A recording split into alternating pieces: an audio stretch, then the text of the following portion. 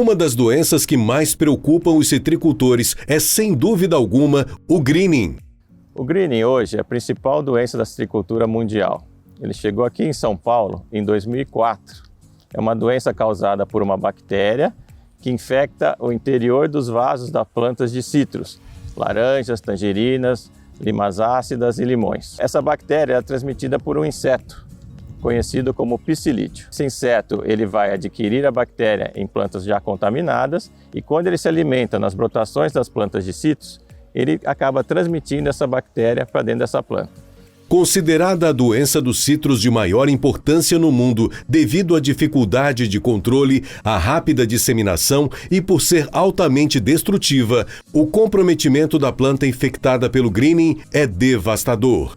Essa bactéria vai ocupar todos os vasos do floema da planta, indo para o sistema radicular, para as brotações e para os frutos. Nas folhas, ela vai causar o amarelecimento dessas folhas.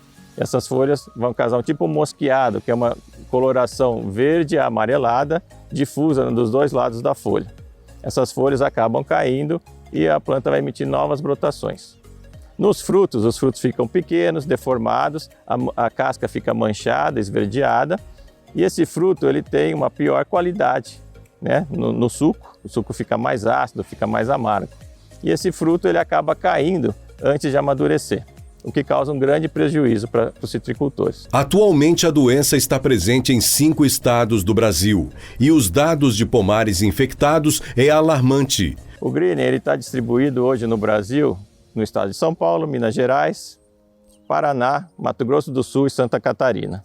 Em São Paulo, o levantamento realizado pelo Fundecitrus detectou a presença do greening em 38% das árvores de laranja plantadas no estado. Na região de Matão, esse número hoje é de 17%. E o greening ele vem aumentando ao longo do tempo por alguns motivos. Primeiro, o citricultor ele tem uma resistência a eliminar aquela planta que está doente, principalmente aquela planta adulta, grande, que ainda tem alguma produção.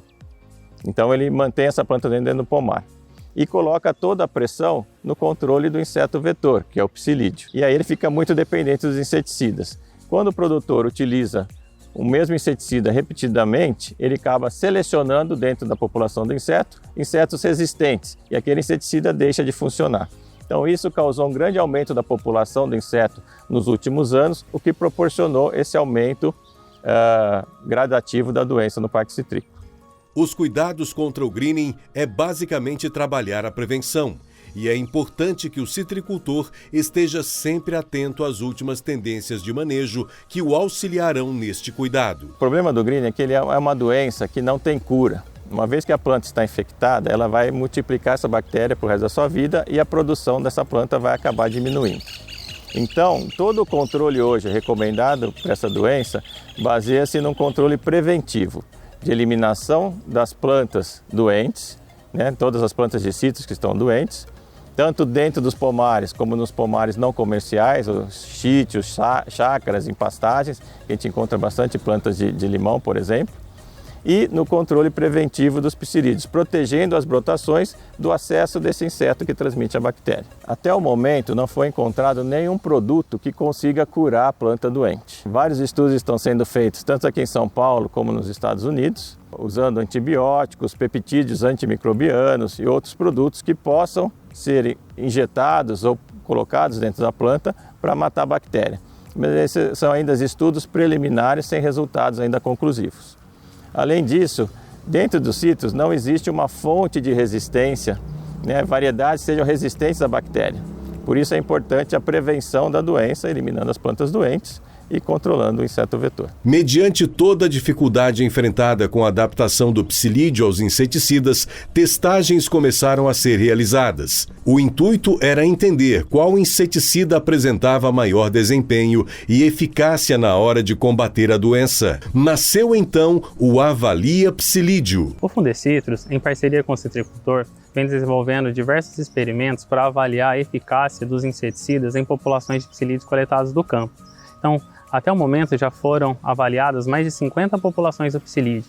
Então, a gente tem um banco de dados e resultados muito grande. A ideia dessa plataforma foi justamente para levar esses resultados ao produtor de uma maneira fácil e rápida. A principal finalidade dessa plataforma é que o produtor vai conseguir verificar quais são os inseticidas que estão apresentando o melhor desempenho no controle do psilídeo. Ele também vai conseguir ver aqueles inseticidas que não têm apresentado um bom desempenho no controle do psilídeo. E assim ele vai conseguir fazer um manejo do psilídeo de uma forma mais otimizada, utilizando os melhores produtos e, consequentemente, assim, reduzindo, então, o aumento da incidência da doença nos seus pomares. Tudo começa com o citricultor. Então, quando o citricultor detecta uma alta população de psilídeo em sua propriedade, provavelmente devido a uma falha de controle, ele entra em contato, então, com a equipe de transferência de tecnologia, que vai até a propriedade e auxilia, dá todo o suporte para esse produtor de como coletar esses psilídeos. Então, depois de coletados, esses psilídeos são colocados em uma planta de murta, que também é hospedeira do psilídeo, e são trazidos para Araraquara, na sede do Fundecitrus. E aqui a equipe de P&D, de Pesquisa e Desenvolvimento, vai realizar todos os testes de eficácia de inseticidas com essas populações que veio do campo. Quando esses resultados terminam, a gente repassa esses resultados para a equipe de transferência de tecnologia, que vai enviar, no caso, esses resultados para o produtor. Então, da coleta até o envio dos resultados, são aproximadamente 10 dias, onde o produtor já vai ficar sabendo quais são os inseticidas que estão apresentando uma maior eficácia e aqueles que não estão apresentando um desempenho tão satisfatório assim naquela população de psilídeo coletada em sua propriedade. Essa plataforma ela pode ser acessada facilmente em todos os dispositivos com acesso à internet. Então, a maneira mais fácil de você estar utilizando essa plataforma é só você entrar no site do Fundecitrus, lá vai ter um banner escrito Avalia Psilídeo, você clicando nele já vai ser direcionado, no caso, para essa plataforma, que é uma plataforma no Power BI, onde o produtor vai conseguir, então, ter todos os acessos aos resultados de eficácia dos inseticidas para o controle do psilídeo. Entrando nessa plataforma, o citricultor ele vai ter acesso, então, a duas telas, a tela de eficácia e a tela da mortalidade. Então, na tela de eficácia, o produtor ele vai conseguir ver quantas populações do psilídeo que aquele determinado inseticida teve um controle maior ou igual a 80%. Em relação à tela de mortalidade, o produtor vai conseguir ver a mortalidade média geral que os inseticidas ocasionaram nas populações de psilídeo. Então, ele vai conseguir ainda filtrar esses resultados por ingrediente ativo, por grupo químico dos inseticidas, e também ele vai conseguir filtrar esses resultados em relação ao tempo de exposição do psilídeo a esses inseticidas, quanto tempo que eles ficaram confinados, então, nos cavalinhos que foram pulverizados com esses inseticidas. Foi 1, 3 ou 7 dias de confinamento. Ao lado direito dos resultados, é possível encontrar um mapa de todo o cinturão citrícola. E nesse mapinha, o produtor poderá ver os resultados filtrando por regiões. Então ele pode filtrar por uma região específica ou selecionar várias regiões para saber quais foram os inseticidas testados e quais os resultados desses inseticidas naquela região. A plataforma Avalia Psilídeo é uma plataforma fácil e intuitiva de ser utilizada. Então ela vem contribuir muito com o manejo do psilídeo no cinturão citrícola de São Paulo e de Minas Gerais.